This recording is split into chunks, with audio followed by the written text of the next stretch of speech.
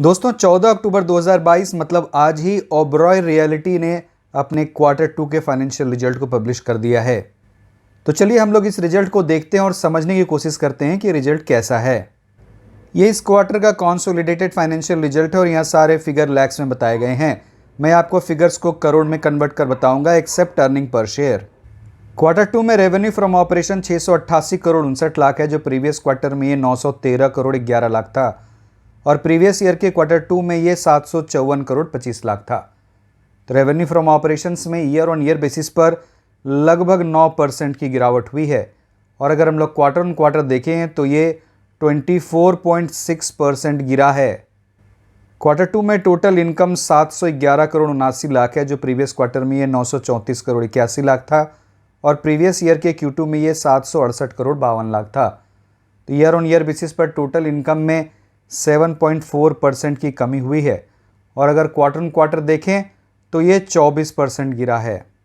Quarter 2 में net profit या profit after tax 318 crore 62 lakh है, जो प्रीवियस क्वार्टर में ये 403 करोड़ 8 लाख था और प्रीवियस ईयर के Q2 में ये 266 करोड़ 59 लाख था। तो पैट या नेट प्रॉफिट में ईयर ऑन ईयर बेसिस पर 19.5% की बढ़त है और अगर हम लोग क्वार्टर ऑन क्वार्टर बेसिस पर देखें तो इसमें 21% की गिरावट हुई है। क्वार्टर 2 में अर्निंग पर शेयर 8 रुपये 76 पैसे है, जो प्रीवियस क्वार्टर में 11 रुपये 9 पैसे था और प्रीवियस ईयर के क्वार्टर 2 में ये 7 रुपये 33 पैसे था।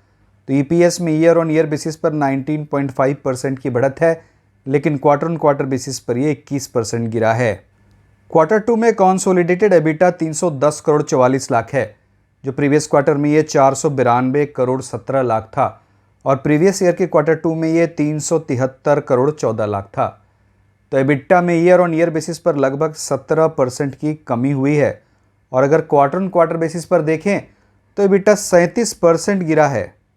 और अगर हम लोग इस एबिटा के मार्जिन को देखें तो क्वार्टर 2 में एबिटा का मार्जिन 45.08% है, जो प्रीवियस क्वार्टर में ये 53.9% था और प्रीवियस ईयर के क्वार्टर 2 में ये 49.47% था। तो अब देखिए एबिटा का मार्जिन भी ईयर ऑन ईयर और क्वार्टर ऑन क्वार्टर दोनों ही बेसिस पर गिरा है। तो दोस्तों हम लोगों ने देख लिया इस कंपनी का revenue from operation year on year और क्वार्टर ऑन क्वार्टर दोनों ही बेसिस पर गिरा है, लेकिन इस कंपनी का पैट और EPS year on year basis पर बढ़ा है, लेकिन क्वार्टर ऑन क्वार्टर बेसिस पर उसमें अच्छी खासी गिरावट हुई है और इस कंपनी के एबिटा और एबिटा के मार्जिन में ईयर ऑन ईयर और क्वार्टर ऑन क्वार्टर दोनों ही बेसिस पर गिरावट हुई है। तो मार्जिन में दबाव दिख रहा है।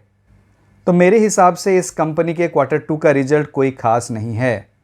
ऐसे रिजल्ट का इस कंपनी के शेयर पर कोई खास पॉजिटिव इम्पैक्ट तो नहीं पड़ना चाहिए।